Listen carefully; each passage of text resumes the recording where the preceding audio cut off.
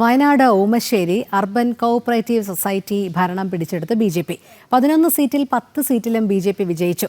ദീർഘകാലമായി കോൺഗ്രസിന്റെ കയ്യിലുണ്ടായിരുന്ന സൊസൈറ്റിയാണിത്. പി.എസ്. അർജുൻ ചേരുന്നു. അർജുൻ പറയും.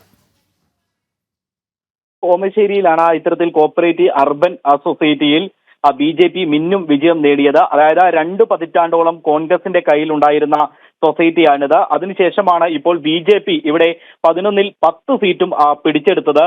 അതിൽ ശശീന്ദ്രൻ പന്തീരടിയെ പ്രസിഡന്റായും വി.സി. അരുൺലാലിനെ വൈസ് പ്രസിഡന്റായും പ്രഥമ ഡയറക്ടർ ബോർഡ് യോഗം തെരഞ്ഞെടുക്കുകയും തുടർന്ന് ബി.ജെ.പിയുടെ നേതൃത്വത്തിൽ വലിയ രീതിയിലുള്ള ഒരു ആഹ്ലാദ പ്രകടനമൊക്കെ ഉണ്ടായിരുന്നു. കഴിഞ്ഞ കുറച്ചു കൊല്ലമായി 2 പതിറ്റാണ്ട് കാലമായി കോൺഗ്രസിന്റെ കയ്യിലുണ്ടായിരുന്ന സീറ്റാണ്. അതിനുശേഷം ബി.ജെ.പിക്കോ അല്ലെങ്കിൽ മറ്റു പാർട്ടികൾക്കോ ഈ സീറ്റ് കിട്ടിയിരുന്നില്ല. തുടർന്നാണ് ഇത്തവണ ഈ 11ൽ 10 സീറ്റും ബി.ജെ.പി. പിടിച്ചെടുത്തത്. ശരി, വയനാട് നിന്നും പി.എസ്. അർജുനാണ് വിവരങ്ങൾ നൽകിയത്.